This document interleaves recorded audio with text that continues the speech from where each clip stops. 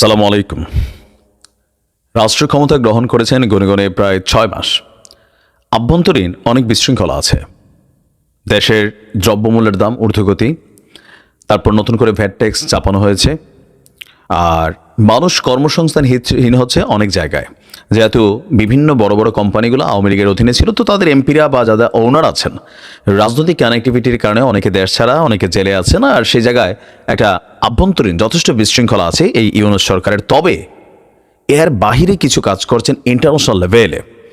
Doctor ইউনূসের এই international level যে খেলাটা, সেই খেলাতে বাংলাদেশের জন্য বেশ কিছু পজিটিভ ভূমিকা তৈরি হচ্ছে। যদিও অতীতে এই খেলাগুলোতে একটা বিলিয়নস অফ ডলারের কালোবাজারি হয়ে যেত, মানে যে কোনো বড় ইনভেস্টমেন্টের ক্ষেত্রে সরকারে থাকা যে রাজনৈতিক দলগুলোর ক্ষমতাসীন কর্তা ব্যক্তিরা আছেন, আমলারা আছেন, সেখানে একটা বড় ধরনের কমিশন বাণিজ্য হয়ে যেত। কিন্তু এখন অন্তর্বর্তী সরকারের এই সময়টাতে আপনার এই কমিশন বাণিজ্যটা মোটামুটি বন্ধ আছে, আমরা যতটুকু বুঝতে পারি।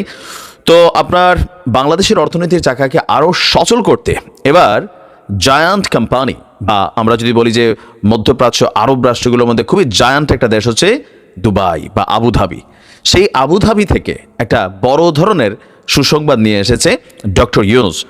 সংযুক্ত আরব আমিরাতের দুটি বড় কোম্পানি আবুধাবি পোর্টস গ্রুপ এবং মাসদার বাংলাদেশের এবং মাসদার দুইটা গ্রুপ, তারা বাংলাদেশের বন্দর উন্নয়ন, বন্দর পরিচালনা এবং লজিস্টিক্স সহায়তা ও নবায়নযোগ্য জ্বালানি খাতে বিশাল একটা বিনিয়োগের আগ্রহ প্রকাশ করছেন। প্রত্যেকটা জিনিস খুবই লাভজনক হবে। তবে হ্যাঁ, তারা হয়তো বিশাল একটা অঙ্ক এখান থেকে মুনাফা করবে, কিন্তু পাশাপাশি আমাদের এই ডেভেলপমেন্টগুলো হয়ে যাবে। গতকালকে আপনার ঢাকায় রাষ্ট্রীয় অতিথি ভবন যমুনায় প্রধান উপদেষ্টার সাথে আবুধাবি পোর্টস গ্রুপের যিনি সিইও আছেন আহমেদ ইব্রাহিম আল মুতাওয়া এবং মাসদারের এশিয়া প্রশান্ত মহাসাগরীয় অঞ্চলের উন্নয়ন এবং বিনিয়োগ প্রধান ফাতিমা আল মাদলুম, তারা দুজন সাক্ষাৎ করে বাংলাদেশে এই বিশাল বিনিয়োগ করার আগ্রহ প্রকাশ করেছেন। তো ডক্টর ইউনূস আপনার এই প্রস্তাবকে স্বাগত জানিয়ে বলছেন, বাংলাদেশ এখন ব্যবসার জন্য প্রস্তুত। ডিপিজি এবং মাসদারের নির্বাহীদের উদ্দেশ্যে তিনি বলছেন, আপনারা আপনাদের টিম নিয়ে আসুন এবং যতগুলো কারখানা স্থাপন করতে চান করুন। তো এই কারখানাগুলো যদি স্থাপন হয়, সেখানে হয়তো 5% যে কর্মসংস্থান এগুলো বিদেশিদের হাতে থাকবে, কিন্তু 95% যে কর্মসংস্থান এটা কিন্তু আমাদের দেশের মানুষেরই এই মুহূর্তে হবে। আবুধাবি পোর্টস হল চতুর্থ বৃহৎ বন্দর পরিচালনা ও লজিস্টিক্স কোম্পানি। প্রতিষ্ঠানটি এক সপ্তাহেরও কম সময়ের ব্যবধানে আরব আমিরাতের ডিপি ওয়ার্ল্ড, ডেনমার্কের এপি মুল্লার মায়ার্স এবং সৌদি আরবের রেড সি গেটওয়ে টার্মিনালের পর তারা বাংলাদেশের বন্দর ব্যবস্থাপনায় আগ্রহ প্রকাশ করলো। বুঝতেই পারছেন ইন্টারন্যাশনাল লেভেলে তাদের একটা ভালোই দৌড় আছে। বাংলাদেশে প্রস্তাবিত 3 বেই টার্মিনালের মধ্যে একটি টার্মিনালকে আবুধাবি পোর্টস গ্রুপ চট্টগ্রাম বন্দর কর্তৃপক্ষের সাথে যৌথ উদ্যোগে অর্থায়ন করা, পরিচালনা এবং বহুমুখী টার্মিনাল এবং কন্টেইনার রক্ষণাবেক্ষণের মাধ্যমে নির্মাণের আগ্রহ প্রকাশ করেছেন।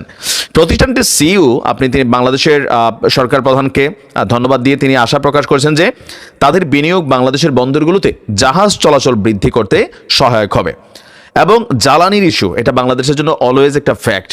তো নবায়নযোগ্য জ্বালানি ইস্যুতে আপনার মাসদার বাংলাদেশের উপকূলীয় অঞ্চলে পুনরুদ্ধারকৃত ভূমিতে 250 মেগাওয়াটের একটি সৌর বিদ্যুৎ প্রকল্প স্থাপনের জন্য 500 মিলিয়ন মার্কিন ডলার বিনিয়োগের প্রস্তাব দিয়েছেন। এটা আমাদের জন্য খুবই ফায়দাজনক হবে। মাসদারের আঞ্চলিক বিনিয়োগ প্রধান ফাতিমা তিনি বলছেন, বাংলাদেশে নতুন ধারণা প্রদর্শনের ক্ষেত্রে আমরা অনেক বেশি সহায়ক। মানে প্রযুক্তিকে তারা এখানে কাজে লাগাইতে চায়, দেশকে উন্নত করতে চায়। অবশ্যই তারা ব্যবসায়িক ফায়দা নেবে, কিন্তু প্রত্যেকটা প্রজেক্ট বাংলাদেশের জন্য কল্যাণকর। সাক্ষাৎকালে বাংলাদেশে নিযুক্ত আরব আমিরাতের রাষ্ট্রদূত বলছেন, প্রধান উপদেষ্টার হাই রিপ্রেজেন্টেটিভ খলিলুর রহমান এবং এসডিজি বিষয়ক সিনিয়র সচিব তারা এই ব্যাপারে আরও ডিটেলস আলোচনা করছে। দুবাই শাসকের পক্ষ থেকে ডক্টর ইউনূসকে আরব আমিরাতে অনুষ্ঠিতব্য ওয়ার্ল্ড গভর্নমেন্ট সামিটে যোগদানের জন্য আমন্ত্রণপত্র দেওয়া হয়েছে।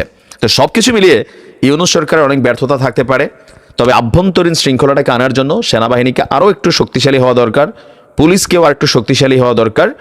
আর বিদেশি বিনিয়োগগুলা যত বেশি বাংলাদেশে আনতে পারবে, এটা বাংলাদেশের জন্য স্ট্রাকচারাল যে ডেভেলপমেন্ট হবে, কর্মসংস্থানের ডেভেলপমেন্ট হবে, এগুলাকে কিন্তু সাধুবাদ জানানোর বিষয়। বিভিন্ন দলের রাজনীতি করতে পারি, কিন্তু যখনই বাংলাদেশের স্বার্থ ইস্যু, সেখানে আমরা অবশ্যই ওই প্রস্তাবগুলোকে, ওই ব্যক্তিগুলোকে ধন্যবাদ জানাবো যারাই দেশের জন্য বিনিয়োগ নিয়ে আসবেন। তা আমি ধন্যবাদ জানাচ্ছি ডক্টর ইউনূসকে এবং দুবাইকে। ভালো থাকুন।